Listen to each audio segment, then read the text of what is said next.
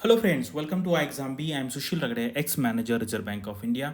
हमारा ये सीरीज चालू है आरबीआई ग्रेड बी 2024 के एग्ज़ाम के लिए। फेज़ वन के लिए यूज़फुल है, जहाँ पे जीए आपको आता है 80 मार्क के लिए, ईएसआई है, एफएम है। इसमें डायरेक्टली एमसीक्यू भी आ सकता है या इसका यूज़ करके आप डिस्क्रिप्टिव आंसर भी लिख सकते हैं। बहुत इंपॉर्टेंट ये कंसेप्ट है और मुझे लगता है इस बार जीए में या फेज़ वन फेज़ टू में कहीं ना कहीं इसके बारे में डेफिनेटली क्वेश्चन आएगा। और आप अगर ये कंसेप्ट अच्छे से समझ लिए तो आप ऐसे में भी लिख सकते हैं या कोई भी डिस्क्रिप्टिव आंसर में आप इसका रेफरेंस दे के आप आपके एक दो पॉइंट्स डेफिनेटली लिख सकते हैं। चलो यहाँ पे वीडियो स्टार्ट करते हैं और ये कंसेप्ट नंबर है हमारा 90। अभी अभी कुछ दिन पहले एक न्यूज़ आया था, आपको आरबीआई का वेबसाइट डेली देखना है। बहुत ही इंपॉर्टेंट अपडेट्स वहाँ पर आते हैं। Financial inclusion index for March 2024, correct. ये आपको पता है कब से चालू हुआ है। फर्स्ट जो पब्लिश हुआ था वो अगस्त 2021 में था। और जब फाइनेंशियल ईयर एंड होता है, जैसे 2021 में 21 का हो गया, 22, 23, 24, अभी ये फोर्थ है। ठीक है, अभी ये फोर्थ है, हम इसका आगे प्रोग्रेस भी देखेंगे। और ये गवर्नमेंट के साथ डिस्कशन होता है, बाकी भी स्टेक होल्डर के साथ डिस्कशन होता है और फाइनली आरबीआई ये पब्लिश यहाँ पे करता है। तो जैसे 23 में लास्ट ईयर में था 60.1, अभी 64.2 है। और ये एक इंडेक्स है।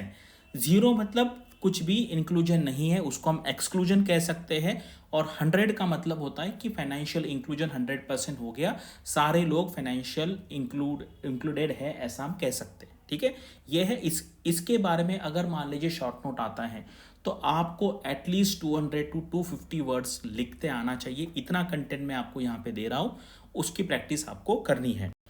तो चलो अभी देखते हैं। सबसे पहले इसके बारे में कुछ भी जो अपडेट हुआ था वो हुआ था 7 अप्रैल 2021 में, statement on development and regulatory policies. आपको पता है जो एमपीसी का मीटिंग होता है उसमें ना ऐसा बहुत सारी चीज़ें डिस्कस होती है।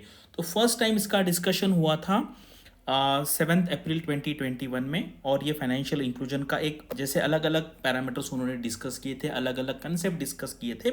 फाइनेंशियल इंक्लूजन इंडेक्स डिस्कस किया था, एक सिंगल नंबर है। अदरवाइज क्या होता है, हम पूछेंगे अकाउंट कितने ओपन हुए, सीडी रेशो कितना है, प्रायोरिटी सेक्टर को कितने लोन दिया है। तो ये हमें हर एक चीज़ ट्रैक करनी पड़ेगी। अगर ये सारी चीज़ें अगर हम मिक्स कर ले और उसके लिए एक ही नंबर दे तो वो नंबर हमें ट्रैक करना आसान होगा। उसको कहते हैं financial inclusion index. The financial inclusion has been viewed as the key enabler for achieving inclusive and sustainable development worldwide. Inclusive भी होना चाहिए और वो सस्टेनेबल भी होना चाहिए, यानी कि ऐसा नहीं कि इस साल डेवलपमेंट कर दिया आगे नहीं होगा, ऐसा नहीं होना चाहिए। तो ये लॉन्ग लास्टिंग होना चाहिए, उसको कहते हैं sustainable. This has been a thrust area for government, Reserve Bank of India and other regulators, with a number of steps having been taken and significant progress made over the years to measure the extent of financial inclusion, यानी कि कितना inclusion हुआ है उसके लिए in the country. Reserve Bank of India will construct and periodically publish, ये कब हुआ था, 2021 की बात है। और financial inclusion index, the FI index would be based on the multiple parameters and shall reflect and broadening and deepening financial inclusion in the country to begin with। तो फिर वो जुलाई में पब्लिश होता है, अभी जैसे अभी जो जुलाई में हुआ है, एवरी ईयर जुलाई में पब्लिश होगा। और वो किसके लिए होगा, जो मार्च में जो ईयर एंड हुआ है उसके लिए वो पब्लिश होगा। तो अभी 21 में आया था, 22 में आया था, 23 है, 24, अभी ये फोर्थ पब्लिश हुआ है। और ऐसा बैक डेट पे जाके भी निकाला जा सकता है, ठीक है, क्योंकि इंडेक्स है वो पैरामीटर अगर हम प्रीवियस ईयर के, क्योंकि यहाँ पे 17 का भी दिया हुआ है, वो आगे हम देखेंगे।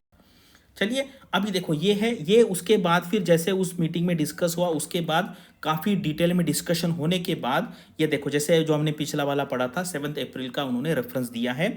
तो ये क्या है, F I has been conceptualized as a comprehensive index incorporating details of the banking। देखो बैंकिंग के डिटेल्स यहाँ पे कैप्चर होते हैं, इन्वेस्टमेंट के होते हैं, इंश्योरेंस के होते हैं, पोस्टल के होते हैं एंड पेंशन सेक्टर के होते हैं। तो अगर आपको डिटेल आंसर लिखना है तो ऐसे पॉइंट्स आपको उसमें लिखने पड़ेंगे। जैसे मैंने आपको बताया कि 0 represents complete financial exclusion and 100 represents की फुल फाइनेंशियल इंक्लूजन। इसमें 3 ब्रॉड एरियाज है, एक्सेस कितना है, यूसेज कैसे हो रहा है एंड क्वालिटी है। जैसे एग्जाम में क्वेश्चन आ सकता है कि इसको असेंडिंग डिसेंडिंग ऑर्डर से लगाओ, तो सबसे ज़्यादा फोकस यूसेज पे है, फिर एक्सेस है, फिर क्वालिटी है।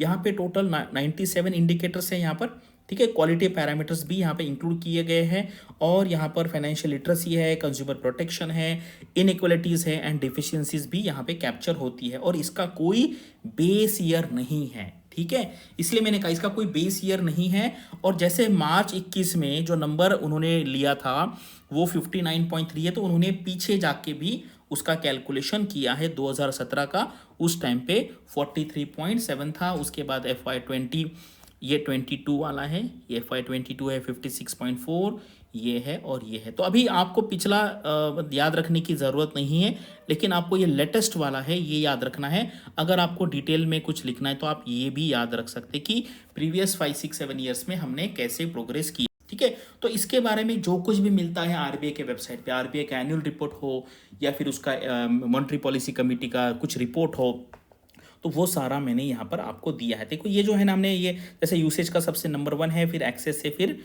क्वालिटी है। और इसके लिए एक डैशबोर्ड क्रिएट किया, फाइनेंशियल इंक्लूजन डैशबोर्ड, अंतर्दृष्टि नाम है इनका और इसका, और ये जून 2023 में आया था। तो इसके ऊपर भी क्वेश्चन आने का बहुत हाई चांस है। वो फाइनेंशियल इंक्लूजन ये है, उसके बाद जून में आया था ये, बार बार मैंने ये इसको अंडरलाइन किया हुआ है क्योंकि आपको याद हो जाए, ठीक है। और इसके लिए आरबीआई क्या कहता है, जैसे फाइनेंशियल लिटरेसी का कुछ क्विज है वो भी करता है। आरबीआई के अंदर भी ऐसी कंपटीशन होती है, स्टूडेंट्स के लिए भी होता है, एमबीए के जो स्टूडेंट्स हैं उनके लिए भी होता है, ठीक है। अभी देखो ये है आरबीआई के एनुअल रिपोर्ट का, जैसे मैंने 2017 का कहा था, ये देखो ये है 43.4 और ये जो रिपोर्ट आया था उसमें 23 का था, 24 का अभी आया है कल परसों, तो इसलिए ये जो है हमारा 64.2 है, ठीक है। तो ये आप पैरामीटर्स यहाँ पे देख सकते हैं सारा, और ये हमारा कंपोजिट जो इंडेक्स है, करेक्ट। तो ये मैंने फिर से अभी यहाँ पे देखो क्या है, अभी गवर्नमेंट ने क्या डिसाइड किया है, इसका मतलब क्या, ये लाइन में पढ़ के दिखाता हूँ।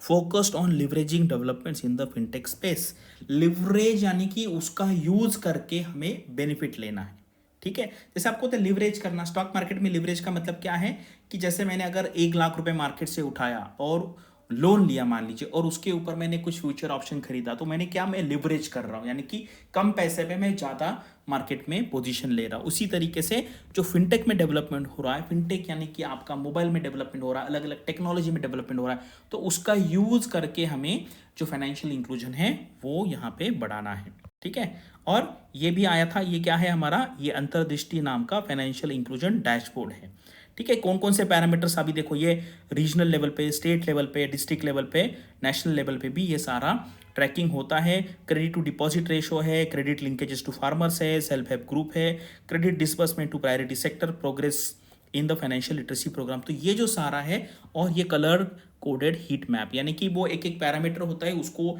हीट मैप, यानी कि जैसे मान लीजिए ग्रीन है तो अच्छा परफॉर्म हो रहा है, ऑरेंज है तो थोड़ा कम है, रेड है तो थोड़ा कम है, इस तरीके से एक डैशबोर्ड है।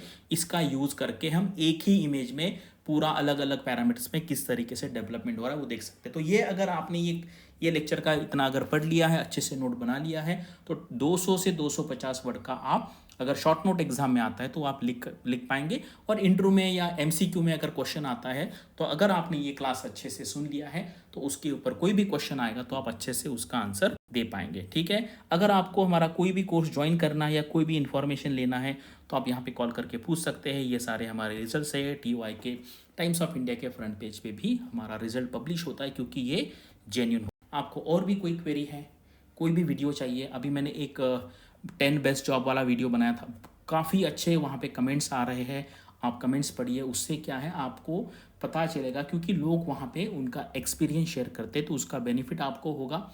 जब आपके पास 1, 2, 3 जॉब होंगे तो वो आपको डिसीजन लेने में फ़ायदा होगा। Thanks for watching this video and all the best for your studies and upcoming examinations.